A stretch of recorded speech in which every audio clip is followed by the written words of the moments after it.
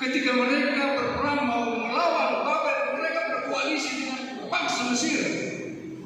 Mereka beranggapan bahwa ketika kami nanti berkoalisi dengan bangsa Mesir, kami boleh mengalahkan bangsa Babel. Inilah Bapak Ibu Saudara sekalian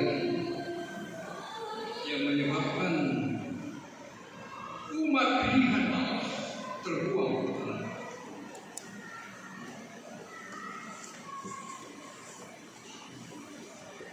Sampai mereka dibuang ke tanah Babel, yang dikalahkan oleh Raja Nebukadnezar.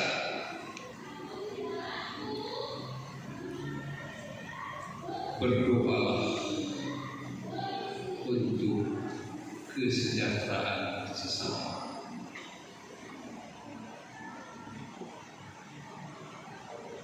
Artinya yang mau dikatakan di sini, rohani berdoa bukan untuk diri sendiri, tapi untuk orang lain.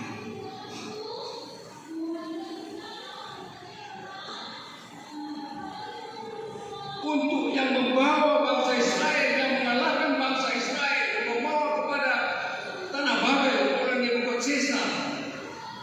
Tapi melalui Yeremia, berdoalah untuk bangsa lain, berdoalah untuk mereka, berdoalah untuk sesama.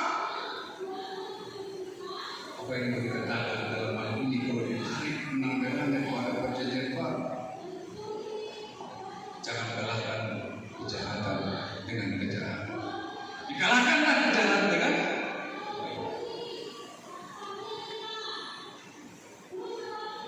sangat sulit sebenarnya kalau dari segi racun. Ketika kita jalan terbuang, diadakan kerja paksa setelah sampai di Babel. Kebebasan mereka tidak lagi serasa terlebih untuk beribadah kepada Tuhan. Karena bangsa Babel adalah bangsa yang menyembah Allah. Dan tidak bebas lagi beribadah seperti kita ini. Tidak bebas beribadah di seperti Yerusalem ketika mereka terbuang ke tanah Babel. Yeremia mengatakan kamu terbuang 70 tahun, tapi orang-orang ataupun nabi-nabi palsu mengatakan contohnya ayat tidak, kamu hanya terbuang 2 tahun.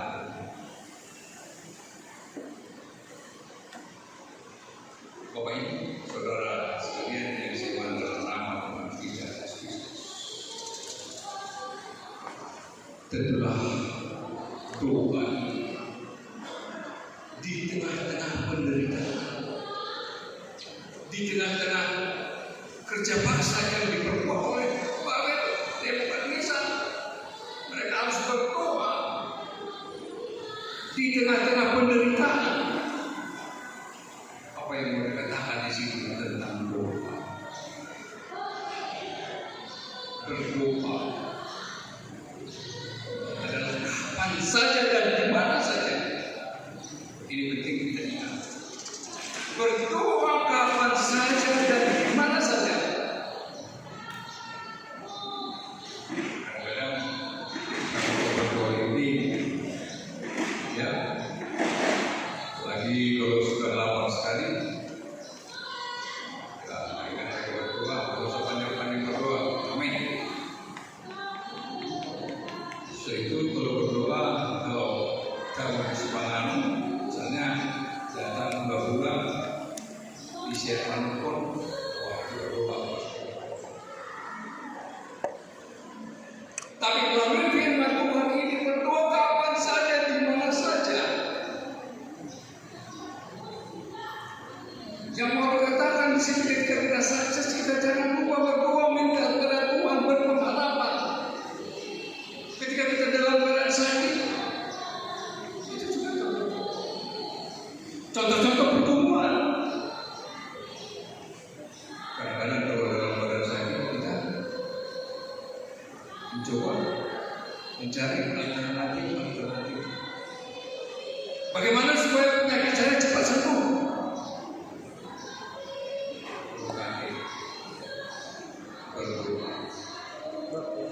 Berdoa itu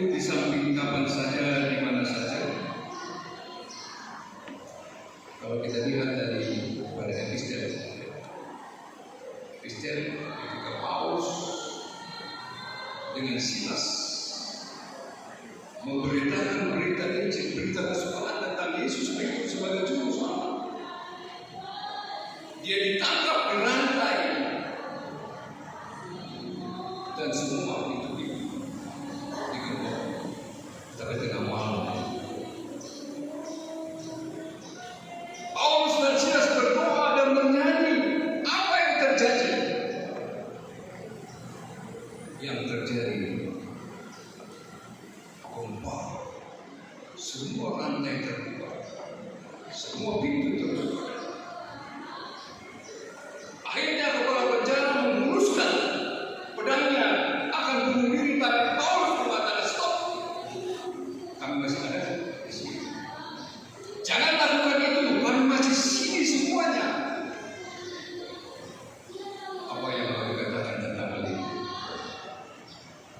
Rohani berdoa artinya terjadi satu mukjizat yang tidak mungkin menjadi mungkin. Yang sudah dirantai, mereka berdoa, bernyanyi,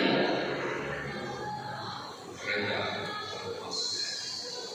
Dan bukan itu saja, Bapak Ibu sekalian, kepala penjara itu berdoa dan percaya kepada Yesus Kristus sebagai juru selamat, dan mereka mau dibaptis. Kembali kepada latar belakang kehidupan bangsa Israel yang terbuang anak. Acito aligamang bertani dengan yang berbuang. Saya tumatani sa bangsa ini di bawah air. Malumur rohana siya mula tutalo kanan na mula Jerusalem. Apa yang begitu tahun dalam Indonesia? Apa yang mereka katakan dalam hal ini? Berdoalah kamu supaya kamu dikuatkan, supaya imanmu teruji walaupun 70 tahun. Imanmu semakin diseru, semakin kokoh dalam berbulan-bulan lagi dalam.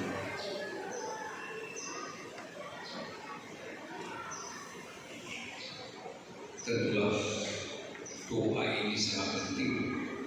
Yang disampaikan oleh Yeremia.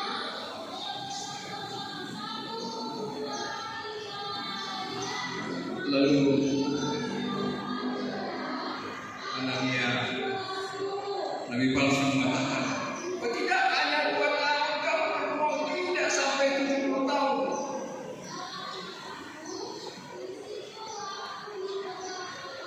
Tapi sesungguhnya itu bukan dari kita. Itu adalah isapan jempol mereka sudah menggoda atau menggoncang firman Tuhan yang disampaikan oleh Yeremia.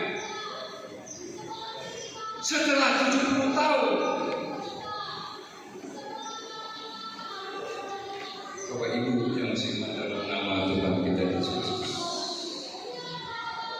Tapi saya sekelas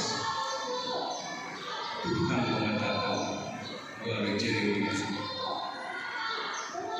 rancangan Tuhan tidaklah rancangan kecelakaan, tapi rancangan Tuhan adalah rancangan damai sejahtera.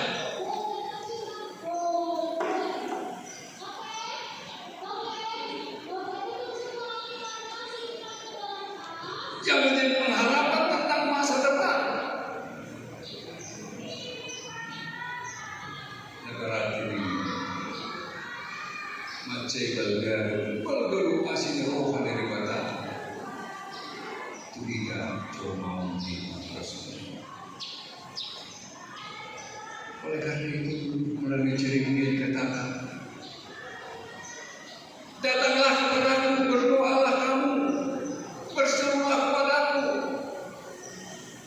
Yeremia 33 ayat 3 adalah nomor telepon Tuhan yang paling harus kita. Yeremia 33 mengatakan, berserulah kepadaku, aku akan menjawab engkau. Aku akan menceritakan hal-hal yang tidak kamu mengerti. Wah, Ini harus kita ingat. Berseru kepada Tuhan, berkomunikasi kepada Tuhan. Kalau Martin Luther mengatakan bahwa berdoa itu adalah nafas kehidupan. Berdoa itu adalah hubungan kita dengan Tuhan, tempat mencurahkan isi hati kita.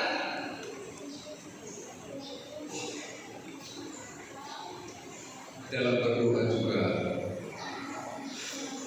ada pengampunan.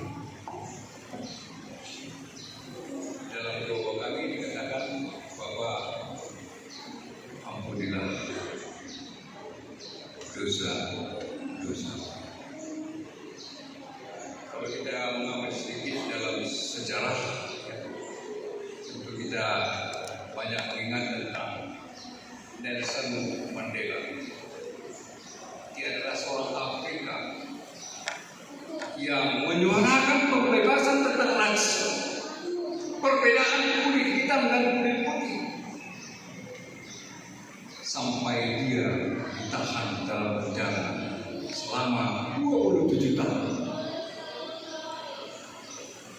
Selama 27 tahun dia ditaruh di dalam satu sel, dan seharian pekerjaannya adalah di buruh tambang.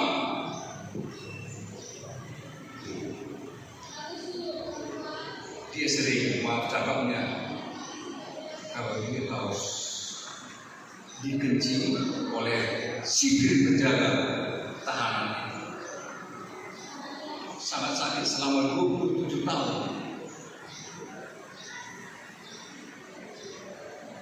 Tapi Bapak Ibu Saudara sekalian, Nelson Mandela setelah 27 tahun dia bebas, dan akhirnya tetap dia menyuarakan hak asasi manusia, bahwa tidak ada perbedaan antara kulit hitam dan kulit putih. Akhirnya dia terpilih menjadi presiden Afrika Selatan. Lalu ketika Nelson Mandela akan dihabiskan, akan diangkat menjadi presiden, lalu bertanya kepadanya, Nelson Mandela, siapakah yang berdiri nanti di sampingmu ketika engkau nanti resmi menjadi presiden? Lalu Nelson Mandela mengatakan, panggillah sipir yang mengencingi saya ketika saya ditahan. Apa yang mau dikatakan tentang hal ini adalah seorang presiden yang mau mengampuni, memaafkan kesalahannya, sehingga pegawai sipil itu adalah orang yang pertama yang dia pakai pada saat Nelson Mandela diangkat dipilih menjadi presiden. Kalau kita lihat lagi ketika Tuhan Yesus berdoa di Getsemani, Bapak kalau boleh lakukanlah cawan ini daripadaku, tapi koma, bukan kehendak yang jadi, kehendak bola yang jadi. Apa yang mau dikatakan tentang dalam berdoa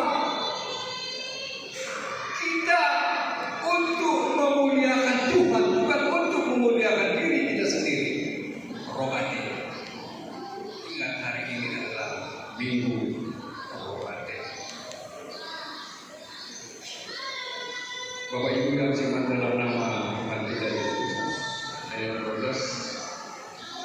Dan apabila kamu bersyukur dan datang untuk berdoa kepada aku akan mengatakan apa? Itulah tadi Jesuit 33 ayat 3. Apabila kamu mencari aku, kamu akan menemukan aku. Apabila menanyakan aku dengan segenap hati. Bila kamu mencari, apa yang kita cari? Melalui firman Tuhan. Matius 6 ayat 33 mengatakan, carilah dahulu kerajaan Allah, maka semuanya akan saya tambahkan kepada. Carilah dahulu kerajaan